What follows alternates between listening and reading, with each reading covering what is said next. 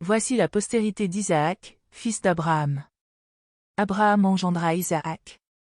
Isaac était âgé de 40 ans, quand il prit pour femme Rebecca, fille de Bethuel, l'Araméen, de Padan-Aram et sœur de Laban, l'Araméen.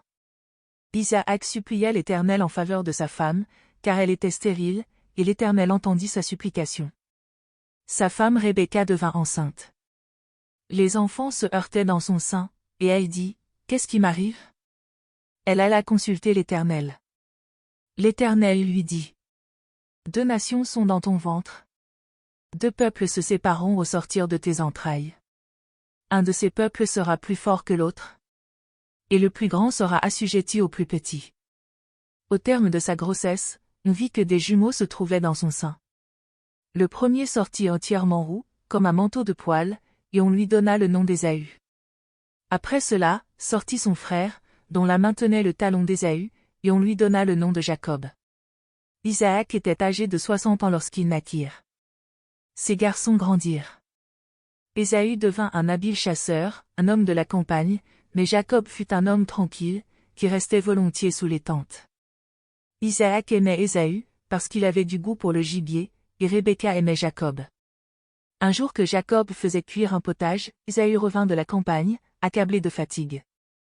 Ésaü dit à Jacob, « Laisse-moi, je te prie, manger de ce roux-là, car je suis fatigué. » C'est pour cela qu'on a donné à Ésaü le nom d'Édom. Jacob dit, « Vends-moi aujourd'hui ton droit d'aînesse. » Ésaü répondit, « Me voici sur le point de mourir, à quoi me sert ce droit d'aînesse ?» Alors Jacob dit, « Prête-moi d'abord serment. » Il lui prêta serment et vendit son droit d'aînesse à Jacob.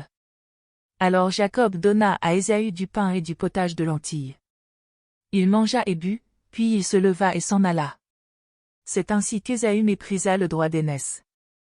Il y eut une famine dans le pays, outre la première famine qui avait eu lieu au temps d'Abraham, et Isaac alla vers Abimélec, roi des Philistins, à Guérar.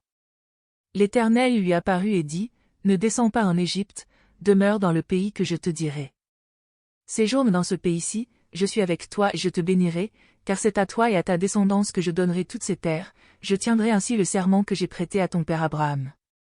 Je multiplierai ta descendance comme les étoiles du ciel, je donnerai à ta descendance toutes ces terres. Toutes les nations de la terre se diront bénies en ta descendance. En effet, Abraham a écouté ma voix, il a observé mon ordre, mes commandements, mes prescriptions et mes lois. » Ainsi Isaac resta à Guérar. Lorsque les gens de l'endroit posaient des questions sur sa femme, il disait, « C'est ma sœur. » Il craignait de dire que c'était sa femme, de peur d'être tué par les gens de l'endroit, parce que Rebecca était belle. Comme son séjour se prolongeait, il arriva qu'Abimélec, roi des Philistins, regardant par la fenêtre, vit Isaac qui badinait avec sa femme Rebecca. Abimélec fit appeler Isaac et dit, « C'est donc ta femme. Comment as-tu pu dire, c'est ma sœur ?» Isaac lui répondit, « J'ai parlé ainsi de peur de mourir à cause d'elle. » Abimélec lui dit, « Qu'est-ce que tu nous as fait? Peu s'en est fallu que quelqu'un du peuple n'ait couché avec ta femme, et tu nous aurais rendus coupables. » Alors Abimélec fit passer un ordre à tout le peuple, en ces termes, « Celui qui touchera à cet homme et à sa femme sera puni de mort. » Isaac sema dans ce pays et il récolta cette année le centuple, car l'Éternel le bénit. Cet homme devint riche et il alla s'enrichissant de plus en plus, au point d'être vraiment fort riche. Il avait un cheptel de petit bétail, un cheptel de gros bétail et un grand nombre de serviteurs, aussi les Philistins devinrent jaloux de lui. Tous les puits qu'avaient creusés les serviteurs de son père, au temps d'Abraham, son père, les Philistins les comblèrent et les remplirent de terre. Alors Abimélec dit à Isaac, « Va-t'en de chez nous, car tu es beaucoup plus puissant que nous. » Isaac partit de là et campa dans le vallon de Guérar, où il habita. Isaac creusa de nouveau les puits d'eau qu'on avait creusés du temps de son père Abraham, et que les Philistins avaient comblés après la mort d'Abraham. Il les appela des mêmes noms dont son père les avait appelés. Les serviteurs d'Isaac creusèrent encore dans le vallon et y trouvèrent un puits d'eau vive. Les bergers de Guérar cherchèrent querelle aux bergers d'Isaac en disant, « L'eau est à nous. » Il donna donc au puits le nom d'Ézek, parce qu'on s'était disputé avec lui. Ses serviteurs creusèrent un autre puits, au sujet duquel on chercha aussi une querelle, et il l'appela Sitma. Il leva le camp de là et creusa un autre puits, pour lequel on ne chercha pas querelle, et il l'appela Rehoboth, car, dit-il, l'Éternel nous a maintenant mis au large, et nous prospérerons dans le pays. Il remonta de là à Beer-Shéba. L'Éternel lui apparut cette nuit-là et dit, Je suis le Dieu d'Abraham, ton père, sois sans crainte, car moi je suis avec toi, je te bénirai et je multiplierai ta descendance, à cause de mon serviteur Abraham. Isaac bâtit là un autel et invoqua le nom de l'Éternel. Il y dressa sa tente, et ses serviteurs y creusèrent un puits. Abimélec se rendit auprès de lui depuis Guérar, avec Ahuzat, son ami, et Picol, chef de son armée. Isaac leur dit, Pourquoi venez-vous auprès de moi puisque vous me haïssez et que vous m'avez renvoyé de chez vous? Ils répondirent, Nous voyons bien que l'Éternel est avec toi. C'est pourquoi nous disons, qu'il y ait un serment entre nous, c'est-à-dire entre toi et nous, concluons avec toi une alliance en vertu de laquelle tu ne nous feras aucun mal, de même que nous ne t'avons pas maltraité, que nous t'avons fait seulement du bien et que nous t'avons laissé partir en paix, toi qui maintenant es béni de l'Éternel. Isaac leur fit un festin, ils mangèrent et burent. Puis ils se levèrent de bon matin et se prêtèrent serment l'un à l'autre. Isaac les laissa partir, et ils le quittèrent en paix. Ce même jour, des serviteurs d'Isaac vinrent lui faire rapport sur le puits qu'ils avaient creusé, et lui dirent, Nous avons trouvé de l'eau. Isaac l'appela Shibéa. C'est pourquoi on a donné à la ville le nom de Beer-Shéba, jusqu'à aujourd'hui.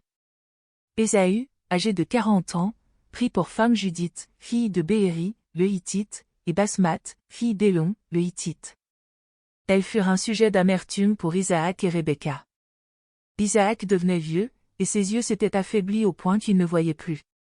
Alors il appela Ésaü, son fils aîné, et lui dit, Mon fils.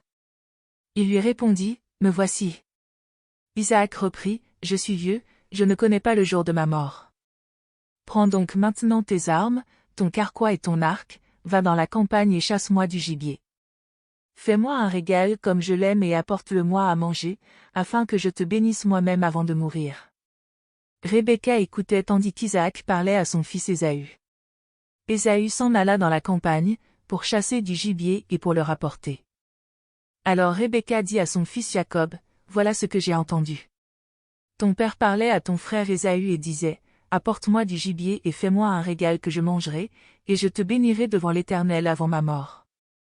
Maintenant, mon fils, écoute ma voix et fais ce que je te commande. Va me prendre au troupeau 2 bons chevreaux, j'en ferai pour ton père un régal comme il aime. Tu le porteras à manger à ton père, afin qu'il te bénisse avant sa mort. Jacob répondit à sa mère Rebecca, Oui, mais mon frère Ésaü est velu, tandis que moi je ne le suis pas. Peut-être mon père me tâtera-t-il, et je passerai à ses yeux pour un trompeur, je ferai alors venir sur moi la malédiction et non la bénédiction. Sa mère lui dit, Que cette malédiction, mon fils, retombe sur moi. Écoute seulement ma voix et va me prendre les chevreaux. Il alla les prendre et les apporta à sa mère, qui fit un régal comme son père l'aimait. Ensuite Rebecca prit les vêtements d'Ésaü, son fils aîné, les plus beaux qui se trouvaient à sa portée dans la maison, et les fit mettre à Jacob, son fils cadet. Elle couvrit de la peau des chevreaux ses mains ainsi que son cou qui était glabre. Puis elle mit le régal et le pain qu'elle avait préparé dans les mains de son fils Jacob. Celui-ci vint vers son père et dit, Mon père. Isaac dit, Me voici. Qui es-tu, mon fils? Jacob répondit à son père, Je suis Ésaü, ton fils aîné, j'ai fait ce que tu m'as dit. Lève-toi, je te prie, assieds-toi et mange de mon gibier, afin que tu me bénisses toi-même. Isaac dit à son fils, Comme tu as vite fait d'en trouver, mon fils. Jacob répondit, C'est que l'Éternel, ton Dieu, a fait venir le gibier vers moi. Isaac dit à Jacob, Approche donc, et que je te tâte, mon fils, pour savoir si oui ou non tu es bien mon fils Ésaü. Jacob s'approcha de son père Isaac, qui tâta et dit, La voix est la voix de Jacob, mais les mains sont les mains d'Ésaü. Il ne le reconnut pas, parce que ses mains étaient velues, comme celles de son frère Ésaü, et il le bénit. Il dit, C'est bien toi mon fils Ésaü? Il répondit, Oui. Isaac dit, Sers-moi, et que je mange du gibier de mon fils, afin que je te bénisse moi-même. Jacob le servit, et Isaac mangea, il lui apporta aussi du vin, et il but.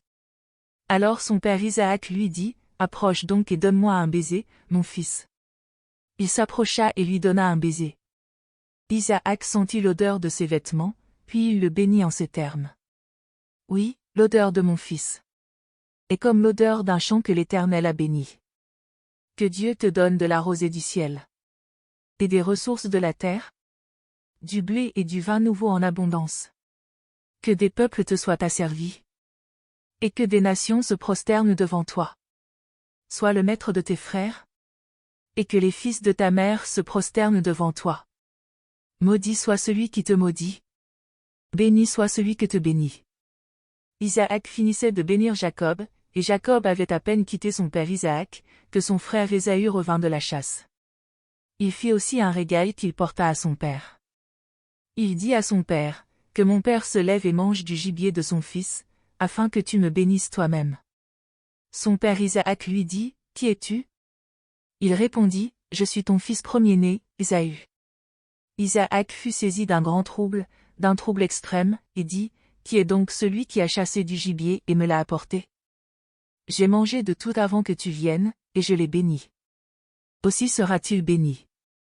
Lorsqu'Ésaü entendit les paroles de son père, il poussa un grand cri, extrêmement amer, et dit à son père, Moi aussi bénis-moi, mon père. Isaac répondit, Ton frère est venu avec ruse et il a pris ta bénédiction. Ésaü dit, Est-ce parce qu'on lui a donné le nom de Jacob qu'il m'a supplanté 2 fois? Il avait déjà pris mon droit d'aînesse, et maintenant il a pris ma bénédiction. Il ajouta, N'as-tu pas de bénédiction en réserve pour moi? Isaac répondit à Ésaü, Voilà, je l'ai établi ton maître, je lui ai donné tous ses frères pour serviteurs, et je l'ai pourvu de blé et de vin nouveau, que puis-je donc faire pour toi, mon fils? Ésaü dit à son père, Tu n'as donc que cette seule bénédiction, mon père? Moi aussi, bénis-moi mon père. Ésaü se mit à sangloter. Son père Isaac lui répondit, Voici. Ta demeure sera privée des ressources de la terre et de la rosée du ciel, d'en haut. Tu vivras de ton épée, et tu seras asservi à ton frère. Mais en errant librement çà et là, tu briseras son joug de dessus ton cou. Ésaü prit Jacob en aversion, à cause de la bénédiction dont son père l'avait béni. Ésaü disait en son cœur, Les jours du deuil de mon père approchent, et je tuerai mon frère Jacob. On rapporta à Rebecca les paroles d'Ésaü, son fils aîné. Elle fit alors appeler Jacob, son fils cadet, et lui dit, Voici que ton frère Ésaü veut tirer vengeance de toi, en te tuant. Maintenant, mon fils, écoute ma voix. Lève-toi, va te réfugier chez mon frère Laban, à Haran. Tu resteras auprès de lui quelque temps, jusqu'à ce que la fureur de ton frère soit calmée. Quand la colère de ton frère se sera détournée de toi, et qu'il aura oublié ce que tu lui as fait, alors je te ferai revenir. Pourquoi serais-je privé de vous deux le même jour? Rebecca dit à Isaac, Je suis dégoûtée de la vie, à cause des filles de Heth. Si Jacob épouse une Hittite, une des filles du pays comme celle-là, à quoi me sert la vie? Isaac appela Jacob, le bénit et lui donna cet ordre, Tu n'épouseras pas une Cananéenne. Lève-toi, va à Padan-Aram, chez le père de ta mère, et prends là-bas une femme parmi les filles de Laban, le frère de ta mère. Que le Dieu Tout-Puissant te bénisse, te rende fécond et te multiplie, afin que tu deviennes une foule de peuples. Qu'il te donne la bénédiction d'Abraham, à toi et à ta descendance avec toi, afin que tu possèdes le pays où tu habites comme immigrant, et que Dieu a donné à Abraham. Isaac fit donc partir Jacob qui se rendit à Padan-Aram, auprès de Laban, fils de Bethuel, l'Araméen, frère de Rebecca, mère de Jacob et d'Ésaü. Ésaü vit qu'Isaac avait béni Jacob et l'avait envoyé à Padan-Aram pour y prendre femme, et qu'en le bénissant il lui avait donné cet ordre, Tu n'épouseras pas une Cananéenne. Or Jacob avait obéi à son père et à sa mère, et il était parti pour Padan-Aram. Ésaü vit ainsi que les Cananéennes déplaisaient à son père Isaac. Alors Ésaü se rendit auprès d'Ismaël. Il prit pour femme Mahalat, fille d'Ismaël, fils d'Abraham, et sœur de Nébaïoth, en plus de ses autres épouses.